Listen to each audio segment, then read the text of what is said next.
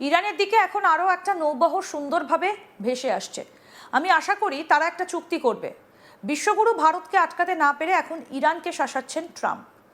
মধ্যপ্রাচ্যে আবারও যুদ্ধের আশঙ্কা ঘনিয়ে আসছে। আমেরিকা এবং ইরানের মধ্যে চরম উত্তেজনার আবহে যে কোনো মুহূর্তে সামরিক সংঘাত শুরু হতে পারে, এমনই ইঙ্গিত দিচ্ছে সাম্প্রতিক আমেরিকা সামরিক তৎপরতা। যদিও ইরান এই বক্তব্যকে সার্বভৌমত্বে হস্তক্ষেপ বলে উড়িয়ে দিয়েছে, তবুও ট্রাম্পের মন্তব্য পরিস্থিতিকে আরও আন্তর্জাতিক রূপ দেয়। ইরানে বড় সৈন্যদল এবং বৃহৎ নৌবহর পাঠানোর কথা ঘোষণা করে দিয়েছেন ডোনাল্ড ট্রাম্প।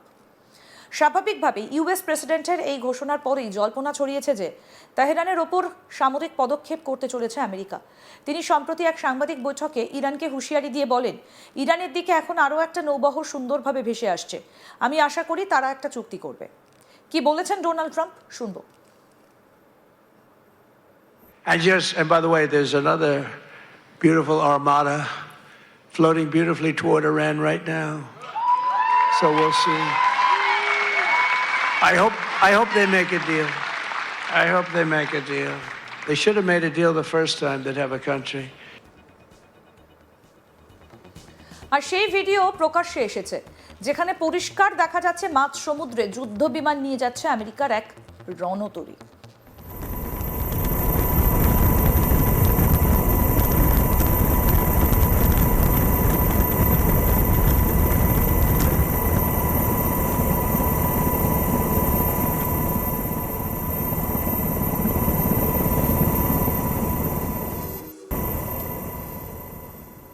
ইরানের দিকে আসার আগে রণতরী এবং যুদ্ধজাহাজ ভেনেজুয়েলার কাছে মোতায়েন করেছিল আমেরিকা। কয়েক মাস আগে এগুলো সেখানে অবস্থানের পর গত ৩রা জানুয়ারি ভেনেজুয়েলার প্রেসিডেন্ট নিকোলাস মাদুরোকে অপহরণ করে নিয়ে আসে ইউএস সেনা। এরপর ইরানের দিকে নিয়ে আসা হয় ইউএসএস আব্রাহাম লিঙ্কনকে।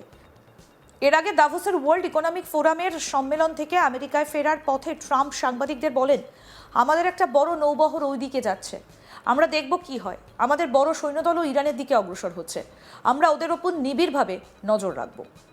কি বললেন ডোনাল্ড ট্রাম্প, শুনব।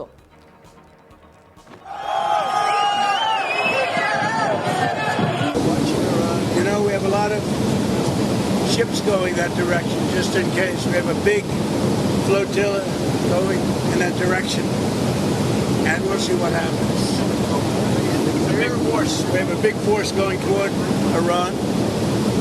I'd rather not see anything happen, but we're watching them very closely. I saw 837 hangings on Thursday. They would have been dead. Every one of them would have been hung. This is like from 1,000 years ago. This is an ancient culture. Very smart people, by the way, but it's an ancient culture. 837, mostly young men, were going to be hung on Thursday. And I said, if you hang those people, you're going to be hit harder than you've ever been hit. It'll make what we did to your Iran nuclear look like peanuts. And an hour before this horrible thing was going to take place, they canceled it. And they actually said they canceled it. They didn't postpone it. They canceled it. So that was a good sign.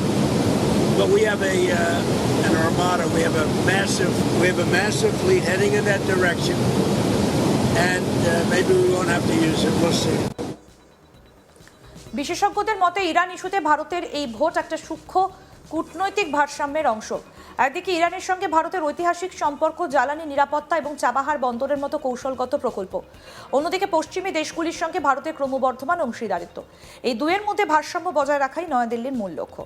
Bharat অতীতেও বহু ক্ষেত্রে মানবাধিকার সংক্রান্ত প্রস্তাবে abstain বা oppose করেছে, যদিও তা কোনো দেশের অভ্যন্তরীণ বিষয়ে হস্তক্ষেপ বলে মনে হয়েছে। জাতিসংঘের মানবাধিকার পরিষদে ইরান সংক্রান্ত প্রস্তাবে ভারতের বিরুদ্ধে ভোট দেওয়া নিছক একটা ভোট নয়, বরং এটা আন্তর্জাতিক রাজনীতিতে ভারতের নীতিগত অবস্থানের প্রতিফলন। এই সিদ্ধান্ত যেমন ইরানের সঙ্গে সম্পর্ককে মজবুত করেছে, তেমনি মানবাধিকারের প্রশ্নে ভারতের ভূমিকা নিয়ে নতুন বিতর্কও উস্কে দিয়েছে। ইরানে চলমান পরিস্থিতি কোন দিকে মোড় নেয় এবং আন্তর্জাতিক চাপ কতটা কার্যকর হয়, সেদিকেই এখন নজর বিশ্ববাসীর। জাতিসংঘের মানবাধিকার পরিষদে ইরান সংক্রান্ত একটা প্রস্তাবে ভারতের বিপক্ষে ভোট দেওয়া আপাত দৃষ্টিতে একটা সাধারণ কূটনৈতিক ঘটনা বলে মনে হলেও বাস্তবে এটা আন্তর্জাতিক রাজনীতির বহুস্তরীয় জটিলতার প্রতিফলন।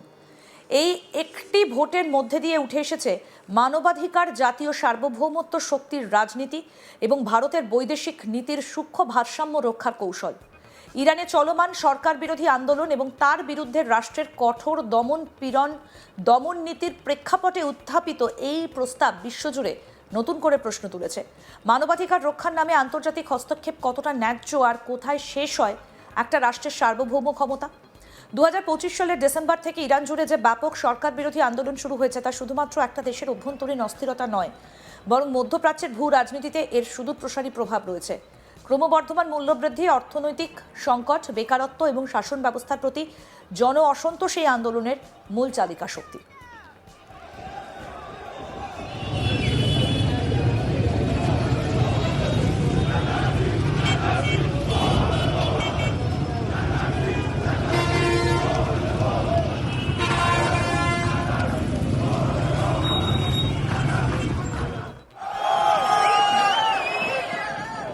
জাতিসংঘ মানবাধিকার পরিষদের প্রস্তাবটা শুধু নিন্দা জানিয়ে থেমে থাকেনি, বরং একটা ফ্যাক্ট ফাইন্ডিং মিশন গঠনের আহ্বান জানিয়ে ইরানের ওপর সরাসরি আন্তর্জাতিক নজরদারি আরোপের পথ খুলে দিতে চেয়েছে।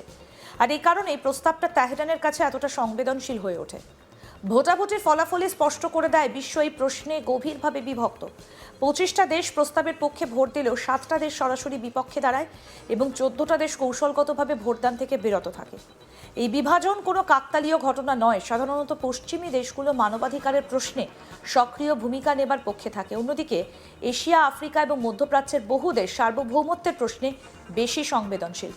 প্রশ্ন উঠছে, ভারত কি শুধুই নীতিগত কারণে এই প্রস্তাবের বিরোধিতা করেছে, নাকি এর নেপথ্যে রয়েছে কৌশলগত স্বার্থ?